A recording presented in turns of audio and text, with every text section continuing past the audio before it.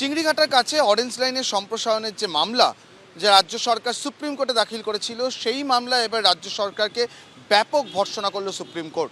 আমরা এই মুহূর্তে দাঁড়িয়ে আছি চিংড়িঘাটার এই চত্বরে। আমরা জানি যে গত বছরের একেবারে শুরুর দিকে কলকাতা মেট্রো কর্তৃপক্ষ এবং নির্মাণকারী সংস্থা RVNL এর তরফ থেকে বলা হয় চিংড়িঘাটার এই যে অংশ ওপর দিয়ে এসছে আমরা দেখতে পাচ্ছি, সেখান থেকে এই গার্ডার পাততে হবে এই পরবর্তী যে অংশগুলো ফাঁকা হয়ে রয়েছে সেইটার জন্য।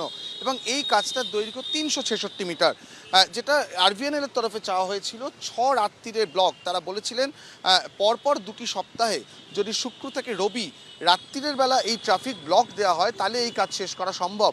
চিংড়িঘাটার রাস্তা আমরা দেখতে পাচ্ছি এই মুহূর্তে চিংড়িঘাটার একদিক নিউ টাউনের দিকে চলে যাচ্ছে, একদিক উল্টোডাঙার দিকে, একদিক গড়িয়ার দিকে।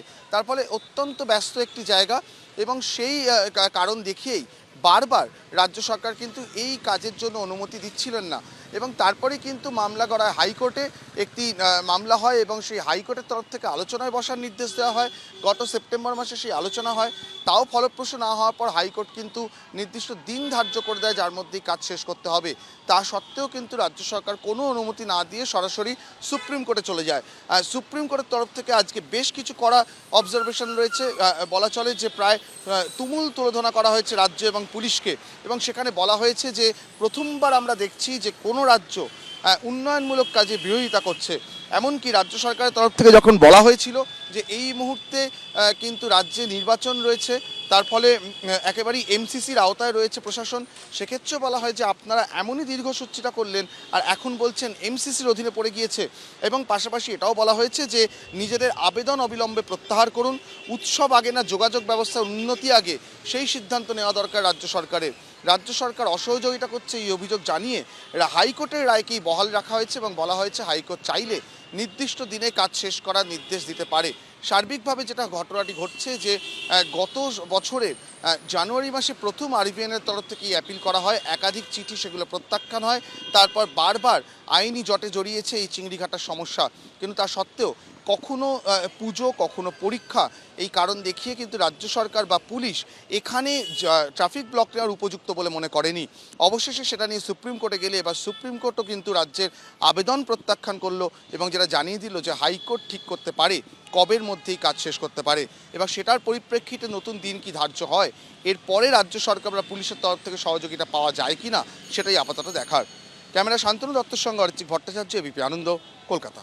কলকাতা হাইকোর্টের যে নির্দেশ ছিল চিংড়িঘাটার অসম্পূর্ণ মেট্রো প্রকল্প নিয়ে, তাকে চ্যালেঞ্জ করে সুপ্রিম কোর্টে গিয়েছিল রাজ্য, কিন্তু রাজ্যের সেই দাবি আজ মোটেই মান্যতা পায়নি, বরং সমস্ত উন্নয়নকেই যেন রাজনীতিকরণ করা না হয় আজকে সর্বোচ্চ আদালত কিন্তু স্পষ্ট নির্দেশে তা বুঝিয়ে দিয়েছে। হয় মামলা যেন রাজ্য প্রত্যাহার করে নেয়, না হলে মামলা খারিজ করে দেওয়া হবে সর্বোচ্চ আদালতের। আজ এমনটাই পর্যবেক্ষণ। আরো বিস্তারিত জানাবেন বিজেন্দ্র সিংহ রয়েছেন আমাদের সঙ্গে। বিজেন্দ্র, দীর্ঘদিন ধরে চিংড়িঘাটা মেট্রো প্রকল্প যেভাবে জটে আটকে রয়েছে, আজ সেই নিয়ে কলকাতা হাইকোর্টের নির্দেশকে চ্যালেঞ্জ করে সুপ্রিম কোর্টের মামলায় ঠিক কি নির্দেশ সর্বোচ্চ আদালতে? দেখো, এক তো হলো কুসুমিতা, হাইকোর্ট যে রায় দিয়েছিল সেটাকে বহাল রেখেছে সুপ্রিম কোর্ট, এবং রাজ্য সরকারের যে পিটিশন ছিল সেটাকে সুপ্রিম কোর্ট খারিজ করে দিয়েছে। খারিজ করতে গিয়ে যে অবজারভেশন গুলো রয়েছে কোর্টের, সেটা খুবই কড়া সমালোচনা হয়েছে পশ্চিমবঙ্গ সরকারের। বিশেষ করে যেভাবে যখন কলকাতা হাইকোর্ট একটা অর্ডার দিয়েছিল সেটাকে কেন ডিলে করা হচ্ছে, এইটা বারবার প্রশ্ন উঠছিল। এবং সবটা দিয়ে রাজনীতি করাটা ঠিক নয়, সেটাও সুপ্রিম কোর্ট বলেছে। এবং তার সঙ্গে সঙ্গে তারা বলছেন কি এটা যে ডিজিপি রয়েছেন বা চিফ সেক্রেটারি রয়েছেন তাদের বিরুদ্ধে কড়া পদক্ষেপ নেওয়া উচিত ছিল হাইকোর্টেরই, যখন তারা এই সাংবিধানিক ডিউটি তারা পালন করতে পারছিলেন না। এবং এটাকেও একটা পলিটিসাইজ করার জন্য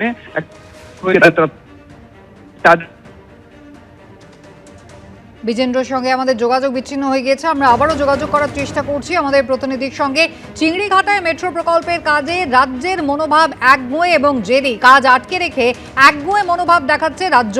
হাইকোর্টকে রাজ্য বলেছিল এখন উৎসবের সময়, আপনাদের কাছে উন্নয়নের থেকে উৎসবই বেশি গুরুত্বপূর্ণ।